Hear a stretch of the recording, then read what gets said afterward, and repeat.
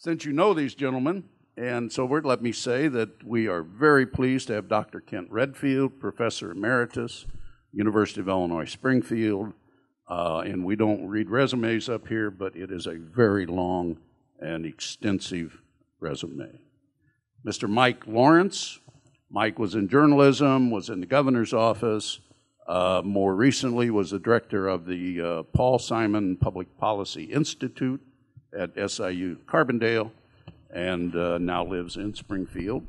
Both of these gentlemen happen to be on our board of governors of the Citizens Club. And with that, I will introduce, to begin with, Mr. Mike Lawrence.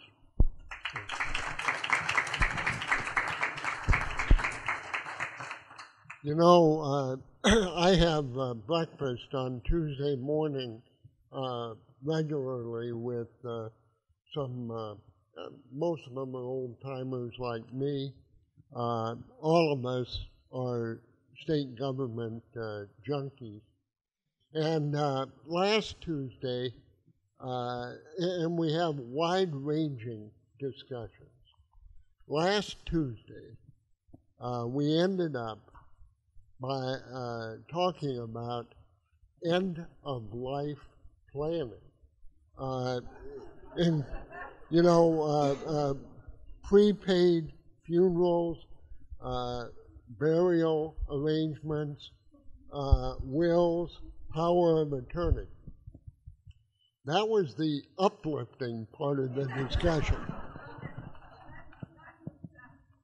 Most of the discussion dealt with the state of the state. Kent and I have talked, and we've agreed I'll start out talking about, try to set a context, and he'll take it from there, and then we'll go back and forth. I'm not known as a wide-eyed optimist, but I actually felt after the election of Governor Rauner that there was a good chance to get the state back on track. I base that in part on history and in part on structure. And my sense was that there would be shared credit and shared responsibility.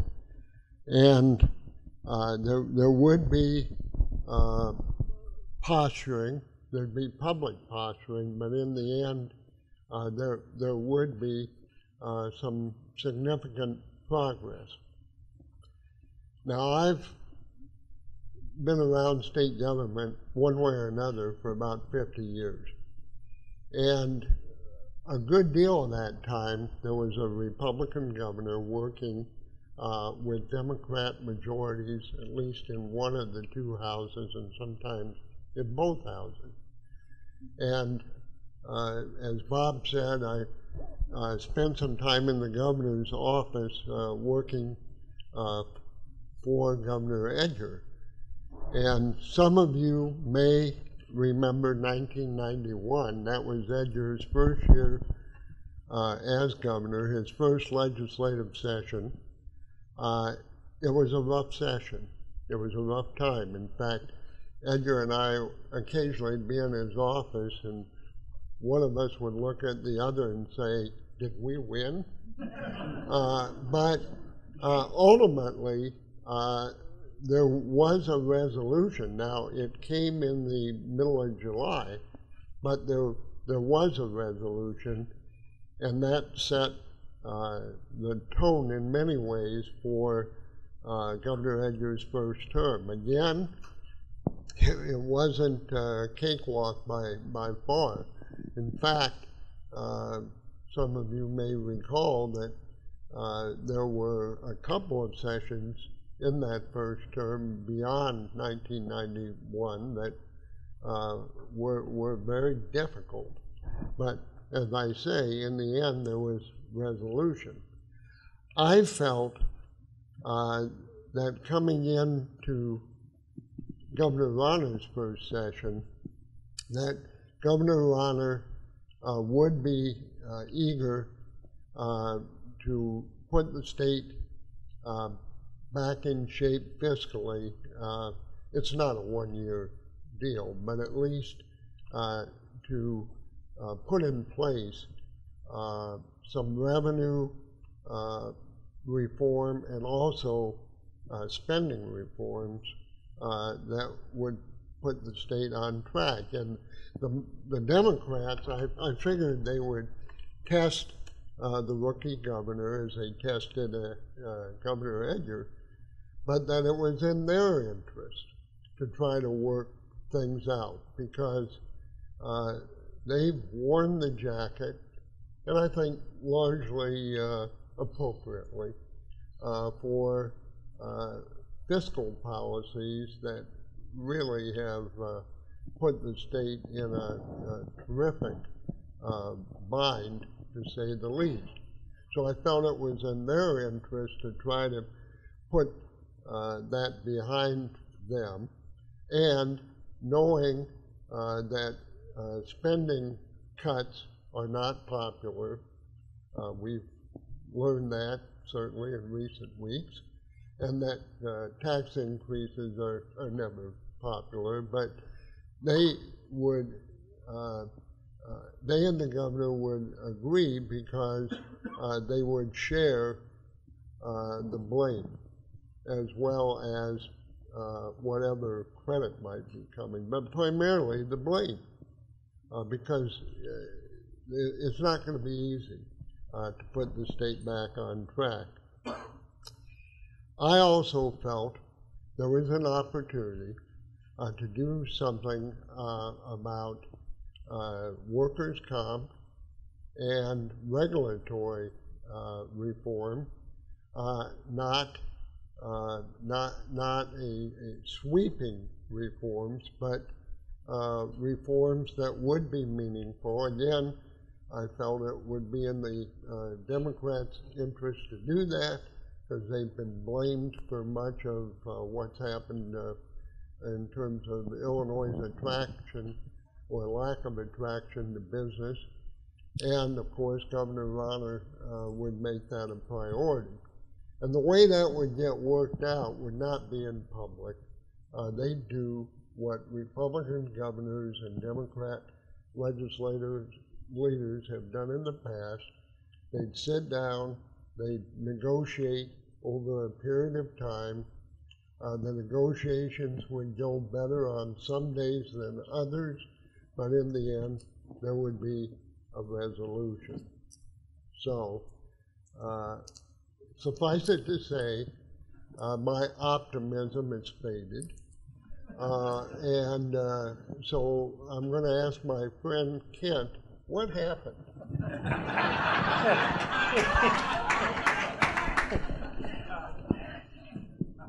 No small task. Yeah, as I was driving here today, I thought, what a great week. What a really great week. Rod Blagojevich may be closer to getting out of jail, and we're probably farther away from having a state budget than we were on last Monday. I mean, that just tells you how things have been going in Illinois. There's a couple of things, why is this different than the other times that we've had budget impasses or Republican governors? And, the problems were greater.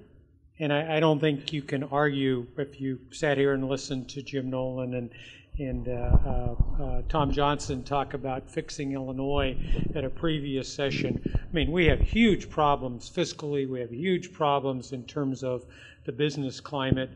So there were massive problems to be addressed in addition to pensions. So the problems were huge. But I think the biggest difference has been that in all of these previous situations you can think about, governor versus the legislature, with the exception of Dan Walker, you had people who were experienced within the political process, who understood and respected the political process. Now, there are times when Governor Rauner clearly does not strike me as someone who either particularly understands or respects the political process. Now, we have to distinguish between politics as the way we make collective decisions in a representative democracy, and politics the way we practice that in Illinois. I mean, you say, I don't like politics, I don't like Illinois politics. I'm with you. But ultimately, you have to engage in a political process. And most of the people that have been in politics for a while understand that that's a long-term situation, that you can do things over time, but that the system is not designed for somebody to come in and turn it, on a dime. I mean, if you get a battleship turned around, you can get tremendous momentum. If you look at changing the state of Illinois over 8 years, you can really make some significant changes. If you want it all in the first 6 months, you've got some serious problems, particularly if you've only got, if you're in a supermajority, or your party's a super minority in the House and the Senate. So it is not clear all of the time that John Collerton and Mike Madigan and Bruce Rauner are inhabiting the same universe. And, that's really a problem that makes it difficult to negotiate. And the fundamental nature of the things that we're dealing with, or just, if you're talking about, if it were about money and who pays for it and what we're going to spend it on, we'd have been out of town 2 weeks ago, a month ago, whatever, But if it's about eliminating virtually all aspects of collective bargaining for public employees, that's not something you're going to get a middle ground on. There's no compromise. The governor says, I'll come halfway because I'm willing to raise taxes. Governor's always been willing to raise taxes. He doesn't hate taxes. He likes to spend tax money on charter schools and early education. Now, I don't mean for a minute to suggest that the fact that Mike Madigan has been Speaker of the House virtually all of my memory in terms of being here in Springfield, and John Collerton's been around almost that long, and that they have super majorities doesn't mean that, they aren't both at fault for where we are at this particular point, and that they haven't been willing to give in terms of recognizing, both a reality and a need. Okay, that's one aspect of it. The other aspect is money, and we're talking about money in terms of campaign money. And so what makes the governor different is that when he says, I don't owe anything to anybody, he's exactly right. He can write checks. He can't fund all of the state government, but he can write enough checks, big enough checks to pretty much take care of the electoral side. And so his money, and you see this in terms of the relationship he's been building with the Republican caucuses, he can dominate in terms of Republican politics. He owns the Republican Party. And you would get some differences of opinion among the Republican caucus, but there are times when it looks like he owns the Republican caucus in the House and the Senate. I mean, this is fundamentally different, and Bruce Rauner is not a party person. He has no long-term interest in the Republican Party. And that makes it very different, or at least the Republican Party as it's existed historically in Illinois. That makes the dynamics very different because, and so I think part of it is that you have to be able to distinguish between needy and greedy, and you have to be able to understand that you're in it for the long, 2, 4 years, 8 years. So I think lots of opportunities were lost in terms of solving the state's problems, but I think there are lots of strategic opportunities that have been lost. And so now we're down to pressure points. At what point does somebody blink because things get so bad? The other, what's been amazing is that what I've taught my students for 40 years, that, the Constitution means something and you have to have a budget to run state government, doesn't appear to be true, at least in the short term. Now, we're paying people, we have no operating budgets. Is a pressure point when you look out in the parking lot in front of a state building and employees are bringing in their own toilet paper? Or you drive up to Quick and Easy and a state, somebody in the state police is there pumping gas into their own car using their own credit card. It looks like we're doing things business as usual.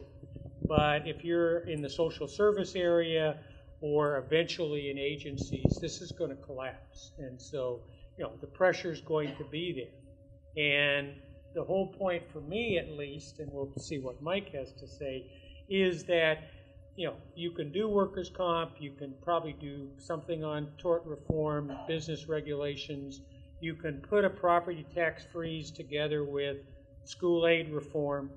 It's way too late to do tax reform. Again, we wasted 6 months. Once we fund this, we're going to have to paper it over with a temporary tax increase, put the income tax back up. You can't raise money quickly. If you're going to shift the income tax to the sales tax, that's a huge political battle. And we're not going to solve that in a day. So we're pretty limited. And, God forbid that we just, put in a phony pension bill, claim some savings, and, wait for the courts to throw it out as a way to paper this together. So, we could have made real progress, and we haven't. So, to me, it's a question of, will the governor come off of things involving collective bargaining? Because I think there are deals to be done other places, but I don't think that fundamentally, gutting public bargaining for public employees is anything that the General Assembly this General Assembly is ever going to pass. So I think that you have to give on the non-budget items because it's not about the budget. Term limits, redistricting reform. That's a different. Redistricting reform, I think, is really important. I think term limits are, kind of irrelevant in terms of the changes it makes. But if you've read the governor's bill, the governor's term limit bill says you are limited to 10 years of service with the election of 2016. If we pass term limits as the governor's introduced it, it would force Mike Madigan out of office in 2026 when he would be 84 or 85. That's not going to solve the budget problems of Illinois. So I think they have to come off. The Democrats have got to give on the non-budget items, but it's got to be in narrow things they can actually give on, and collective bargaining isn't one of them. Maybe Mike has got a different solution. Well, I'm not sure I have a different solution, but I do think that it's unfortunate that the pressure points that Kent alluded to are becoming fewer and fewer. I can remember when the budget was not resolved by July 4th. July 4th used to be kind of the ultimate deadline. And once a session or two went beyond July 4th and the world didn't end, that took that off as a pressure point. Another pressure point could have been the August, when it came time to distribute the state aid to schools. And without that distribution, there could have been schools that did not open. That would have been a pressure point. But that legislation, that part of the budget that was passed by the Democrats was approved by Governor Rauner. The courts in my opinion, have not been helpful in this. Now, it's easy for me as a retiree who's going to get my check regardless to say this, and I don't mean to be insensitive to state employees and the problems they face, but now the courts, at least up to now, have said state workers can be paid without an appropriation. So where are we? We have a large chunk of state government because of previous court rulings, recent court rulings, some actions by the legislature and the governor that is going along, and it's a fairly good chunk of the state budget is in operation without appropriations. And I just think that's a major problem. Usually you get to resolution because you do have certain pressure points. If you don't have them, the various parties are going to be reluctant to come to a final agreement because they're all thinking, I'll get a better deal tomorrow if I hold out today. Now, without those pressure points, when does it end? Governor or Kent referred to Governor Ron or Governor Walker, and I thought Speaker Madigan unfairly made a brief comparison between Governor Ronner and Governor Blagojevich.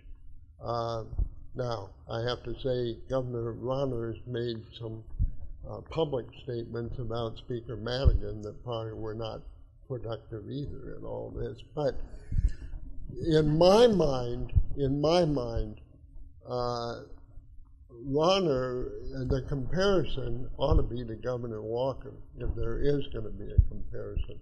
Walker came in 1973, saying on inaugural day, the free ride is over. And in essence, declared war on the establishment in Springfield. It didn't get him very far, frankly. It was 4 years of confrontation between the governor and the legislature.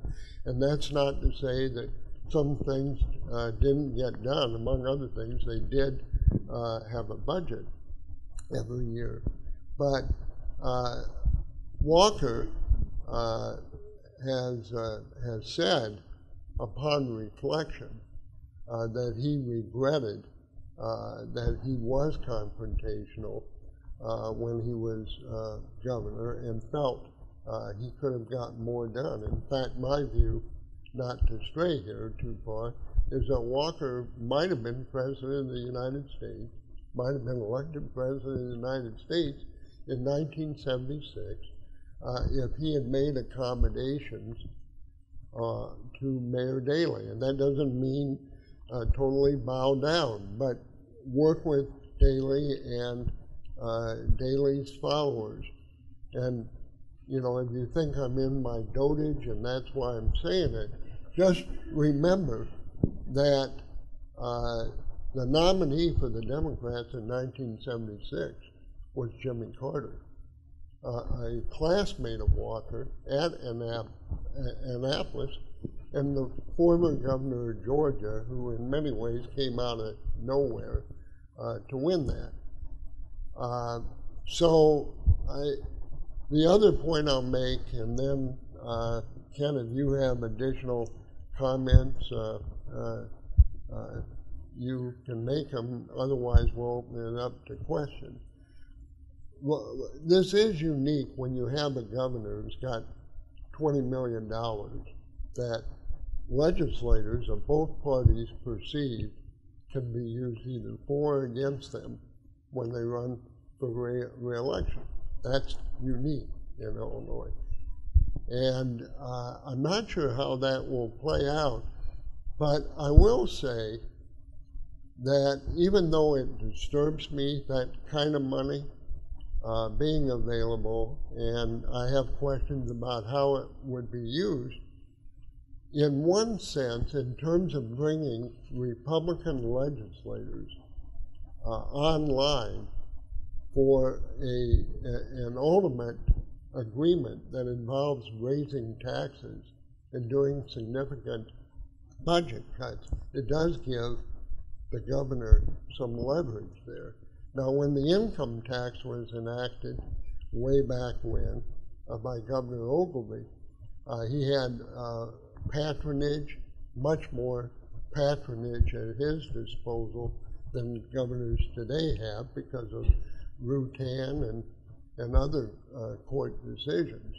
And let's not kid ourselves. Some of us who admired Ogilvy and we venerate him, it wasn't necessarily pretty because there were Republican votes that were brought into the fold for that unpopular action through threats about people losing state jobs or carrots about people getting state jobs. So a governor has limited powers at his disposal, and the fact that Ronner does have that money could be helpful, at least in the short run, although the implications of it are at least concerning. And maybe just I'll throw out a couple of things in terms of just playing this forward in hopes of stimulating some additional questions. You know, what does this mean? What does this 6 months mean for the next 3.5 years?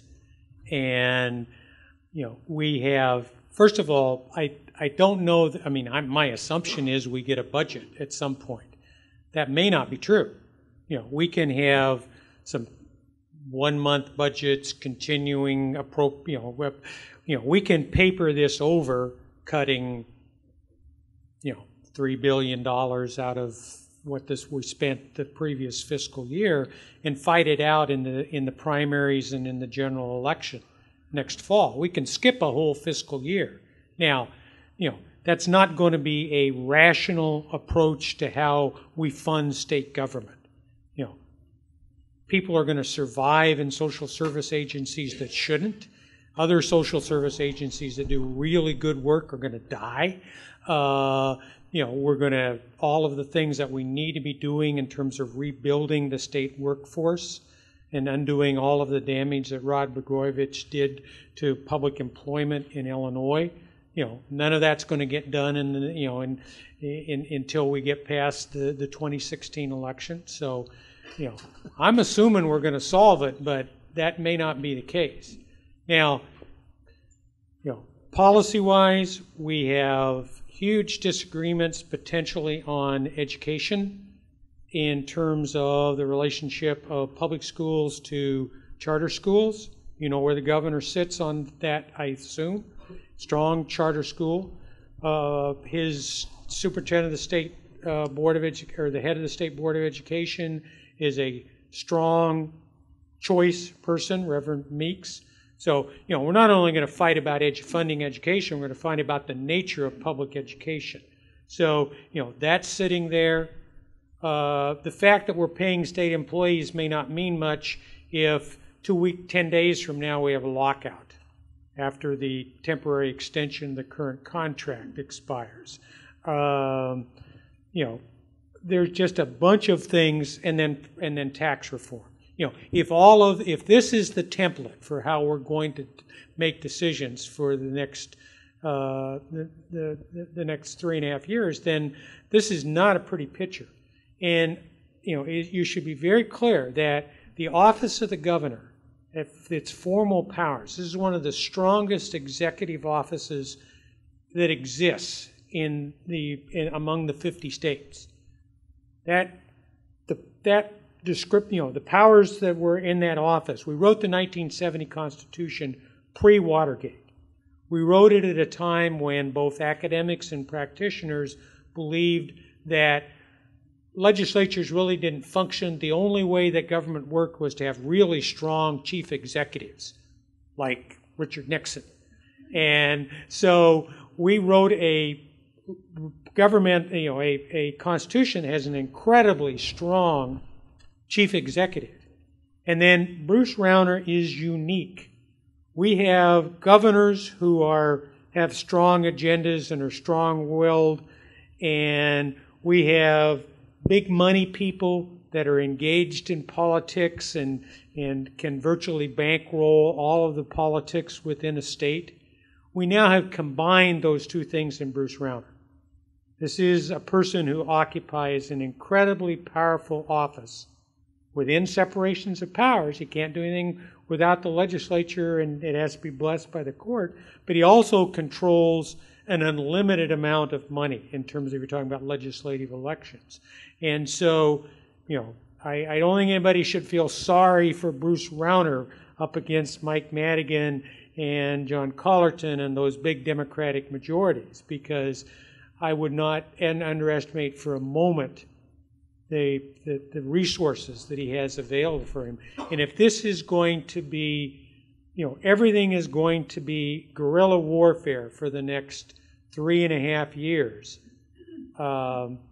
this may be the good old days when we go back and look at the first and maybe last term, who knows, of the Rauner administration. So this is not a happy, it's not a happy situation we're in, and it's not a happy prelude to what politics might look like over the next 3.5 years. Just a couple of comments, and I want to go back in a way to my opening remarks. To the extent there was success, and has been success through the years, in Republican governors dealing with Democrat legislatures, key ingredients are mutual trust, mutual respect, and communication. Even back in '91, when Speaker Madigan was probably contributing to Governor Edger's subsequent heart problems, the fact of the matter was they talked. Now, they didn't get very far for a long time, but there was communication. They met regularly. And I don't think we're seeing that today. I mean, Rauner and Madigan both say that they get along fine when they get together. They couldn't have fooled me from what I've seen on the outside. But there has to be that trust and respect, and quite frankly, the Democrat leaders did not have that relationship with either Governor Quinn or Governor Blagojevich. There was a problem for different reasons with Blagojevich and Quinn, to be sure, but there was a problem for whatever reason, rightly or wrongly. I don't think they respected Governor Quinn, so it was difficult, or Governor Blagojevich, but so it was difficult to get things together.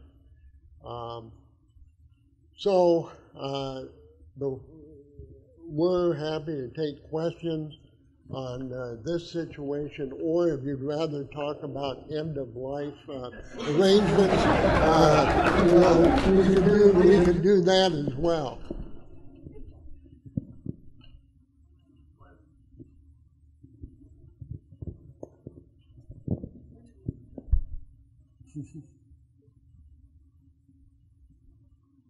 Yeah, questions, go ahead. Mike, do you think the term limits and conversations on that is just foolishness, or do you think there's maybe some possibilities that they could be a reality? Well, I'm not a fan of term limits, but I have to say, when it comes to term limits for legislative leaders, I'm kind of warmed up to that. I'm not totally there, but I'm getting there.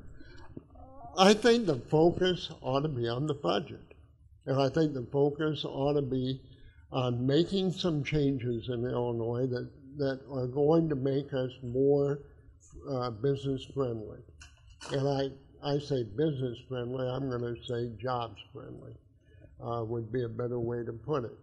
And getting the fiscal situation back on track is a big part of making Illinois more attractive for businesses to locate and expand here, because they don't like uncertainty. Businesses do not like uncertainty. I'm not a big fan of it myself. But the fact of the matter is that until we have a solid plan for getting our fiscal situation under control, and I would say as part of that, I respectfully disagree with Speaker Madigan that the business issues are separate from the budget. I think that there can be linkage there if people will be reasonable about it. But things like term limits, that can wait. I think the focus ought to be on the budget, getting the state finances straightened out, or beginning to get them straightened out, and on making certain changes that will improve our business climate. And, because you cannot do a citizens' initiative on term limits, it has to come through the legislature. Now, that's different for redistricting. Redistricting, there's a new push out there. You can put it on the ballot through the petition process. The legislature has to approve any term limit amendment that would go on there. The governor's proposal, as I just described it, is soft in that it doesn't say, you get 10 years, and if you've already served 6, you only get 4 more. I would assume that if the legislature actually gets to the point of voting on a term limit bill that they write, that it would be incredibly soft. 8 years in one, 10 years in one chamber, then you're going to take 2 years off and come back, or 8 years in one chamber and 10 in the next. And it's just, it's 10 years, 11 years from now, and it's probably whatever comes out the legislature you won't recognize as term limits. Go ahead. Do you really think the negotiations are going to work until the Republicans can pick up any additional seats in the House or the Senate? Well, right now the governor believes that he can flip enough votes to get to 67 or 71 or 36, and I don't see that happening. As long as he insists on the collective bargaining portion of that. Now, can the Democrats and the Republicans, for that matter, lose people in the next primary? And can you whittle away on the Democratic majorities in the next general election? Sure. Now, that's a presidential year with an incredibly strong Democratic map. So, balanced out against that money. You can move, you can move it a little bit. You can end up with, could you end up with a Senate that probably still has a supermajority and a House that doesn't? But I don't know how far that gets you if you're still insisting on right to work and collective bargaining kinds of things. And so I don't think, it's a lot easier to get to 71 or 36 if it's a structured roll call. If the 4 leaders have gotten together, said, this is what we're going to do, here's the Democrats we're going to put on business reform, here's the Republicans we're going to put on a tax increase. That's how you get things done with tough roll calls. Getting to those kinds of numbers, and it will be until January 1st. After January 1st, it goes back to 60 and 30. And, maybe that's the pressure point at which we get something done, is we don't need a supermajority. Again, although the governor, can always veto but it puts them under pressure. As I indicated, I think it's in the Democrats' interest to negotiate on this. To the extent that they care about legacy here, and by that I mean President Fullerton and particularly Speaker Madigan, it's not a great legacy right now. And in strictly political terms, I think the Democrats wear the jacket for where we are today. Now, I'm not saying there haven't been contributions by Republicans through the years, but essentially the Democrats right now are perceived as putting us where we are. And I think it's in their interest, particularly when you have a Republican governor who's going to get the blame for a lot of the tough action that's needed. I think it's in their interest to negotiate. But as Ken has indicated, they've been put in a position, particularly with Governor Rauner's call for right-to-work legislation, where their constituencies are up in arms and will put pressure on them not to go along necessarily with this governor. But I still think they're willing to negotiate. The challenge will be, if they ever get that far, to put Republican votes on from the legislature. The Republicans have had the luxury of sitting back, criticizing what the Democrats have done, and yet not laying out really where they are in terms of cuts, specific cuts, and specific revenue measures. And it's going to be hard. Some of them for philosophic reasons, but others for political reasons, to bring them onto roll calls where they have to stand up and risk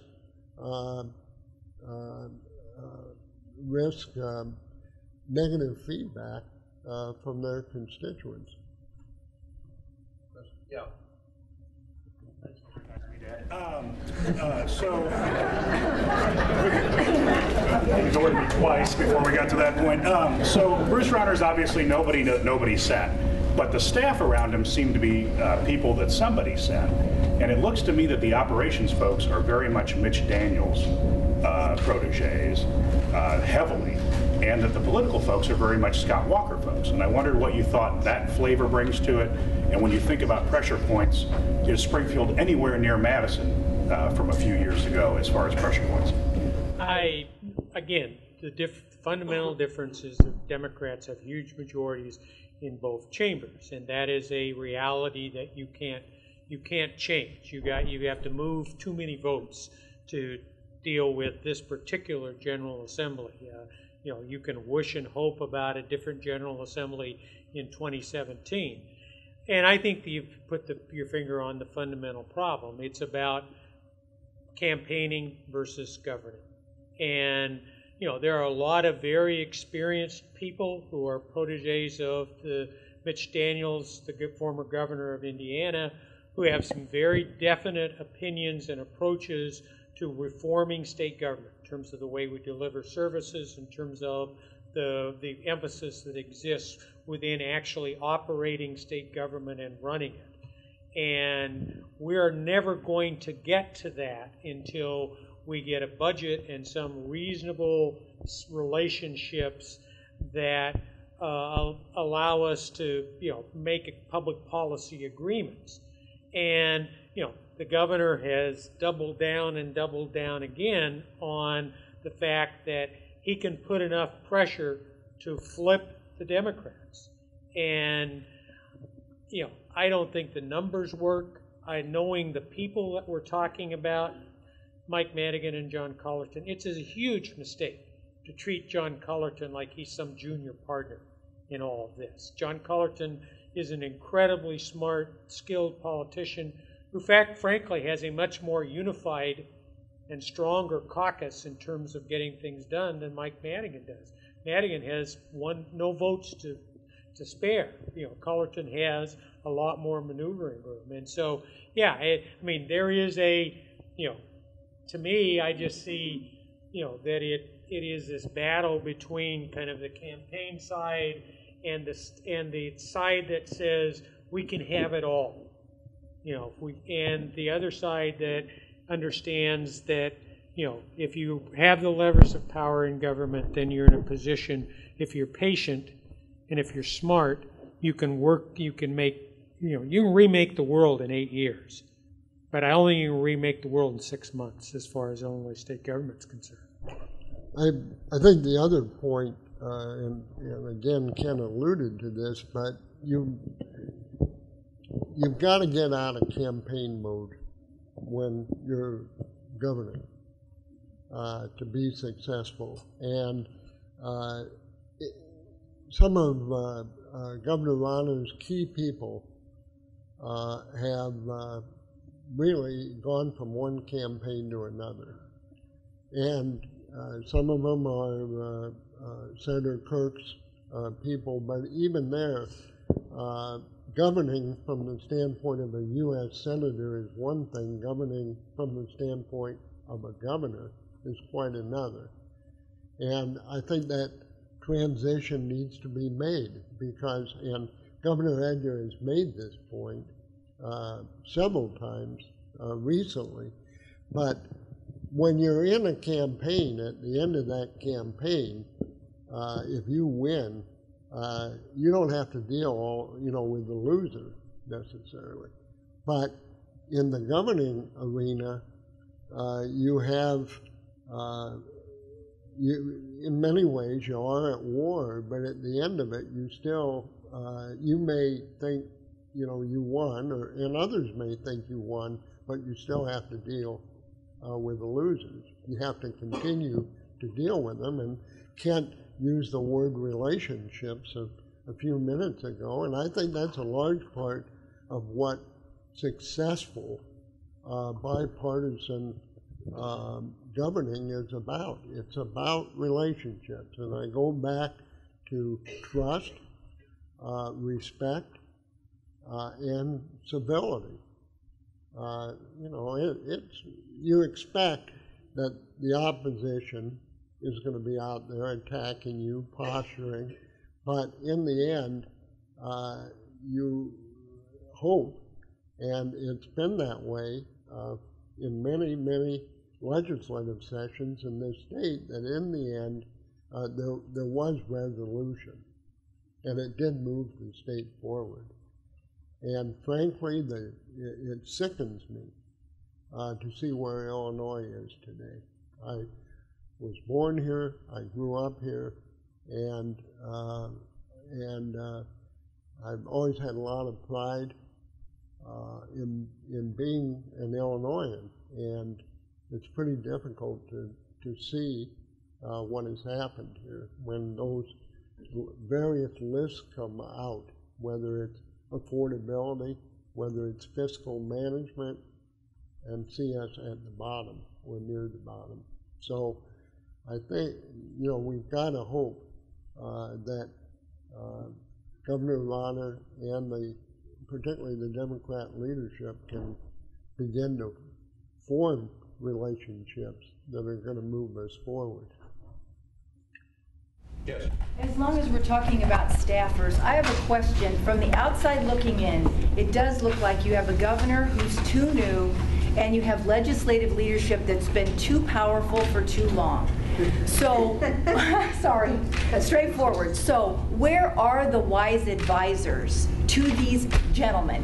Where are the wise advisors, and does there come a time when they may say, you might have worked campaign with me, this is not working, or you might have been my right-hand person for a long time, but we are failing and this is not working. Will there come a time when they look at their staff perhaps and say, I might be able to work this out if I had other players? Good question. I'm going to pick on Mike here.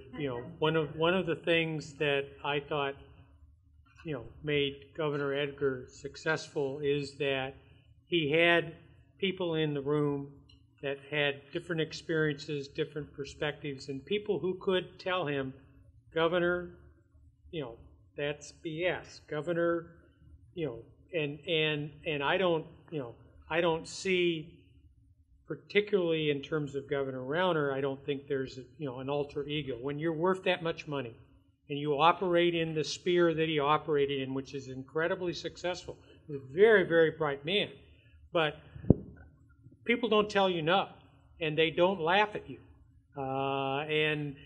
When the General Assembly got a chuckle out of his raising the minimum wage by 25 cents a year, I don't know that Bruce Rauner, I can't imagine the last time somebody laughed at Bruce Rauner to his face. And so, you need alter egos, and the problem is, staff or, they're loyal to their boss, they want to, make their boss successful.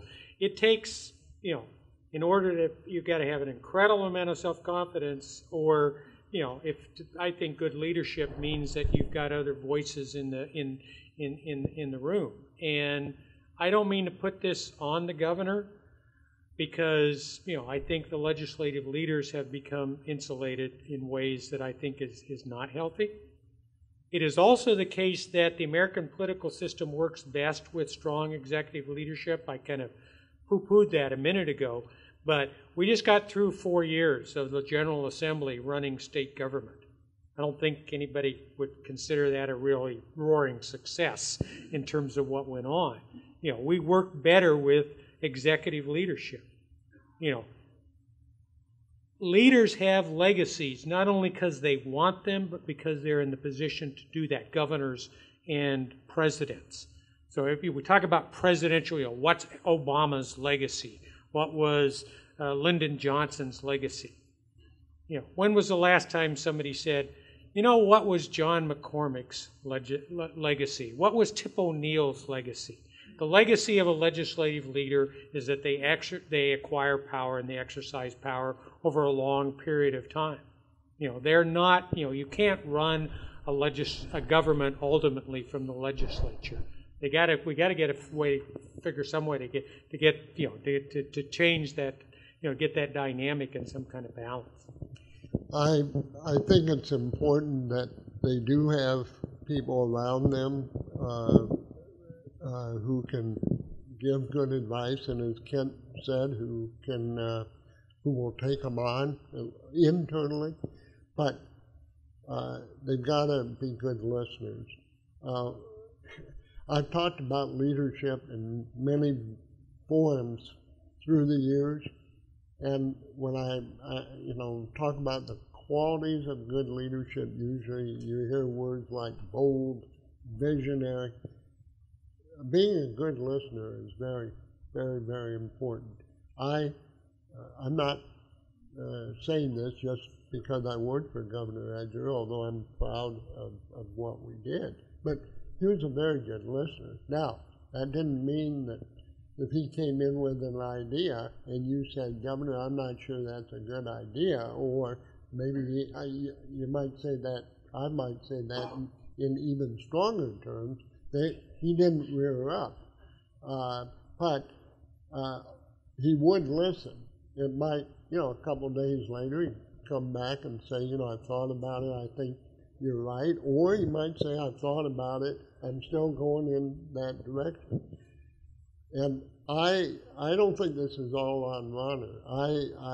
I do think that Rauner should be a better listener, but I also think that Madigan and to a lesser degree Cullerton have been in power so long, and the people around them have been there, that there's a tendency to believe, well, we've been there, we've done that, we've seen that, we know what we're doing, and not to do the kind of outreach that I think would be productive in this process. One more, very brief. Yes. Hi. You've alluded to, the money that Rauner has. Obviously, he's a businessman. My concern is that he's running the state too much like a business that needs to be profitable right now and not investing in our resources of people. For instance, the limits that he's making to daycare assistance for low income, 10 grand a year for a family of 3 to get daycare services. I was that person. That's how I was able to go to school, because I was not able to afford it. And now I'm, very successful, able to contribute back to my state with all of my income tax, property tax, and everything. Am I not profitable enough now to invest in me and our future state as a business to make those type of cuts? Can you give me any kind of hope based on history or anything to help us? And on the brief side. Yeah, okay, I'll be brief. First of all, through the years, we have not made investments that should have been made. We've looked at the short term instead of the long term as a state. I have to say, though, that a lot of those cuts that are being made, and I hope many of them are mitigated, but a lot of those cuts are being made because we've been spending well beyond our means. And it's been great to go ahead and fund these programs, not so great when you don't pay for them. And that's what's happened. So the governor is dealing here with a situation where the state does have a huge deficit. And where do you cut? I mean, I read day after day in the paper where people are quoted as saying, we know we're in trouble, and we know cuts have to be made, but not here and not there. Well, where? I mean, unfortunately, that's where we are. We do need revenue. We need more revenue, but we also need spending constraints and a relatively long-term spending plan. Yeah, and I don't think, if you look at where the governor has spent his money prior to becoming governor, he has a commitment to social services, at least in certain areas. He has a huge commitment to public education, maybe defined differently than other people would like to define that. This is not a person who doesn't think that government ought to spend money on good purposes. Now, you have to distinguish between kind of a business model in terms of let's do everything by the bottom line. Can we save money by privatizing prisons? And a business approach to decision making, which says that, if you've got if you win, you have maximum leverage, you win, and you get everything out of it as soon as you can, because that's, this is your opportunity. And then you move on to something else in terms of dealing with businesses. That gives you a mindset to decision making that I don't think is particularly helpful in government. Should we have been doing a lot smarter things in terms of applying business practices to state government? Sure.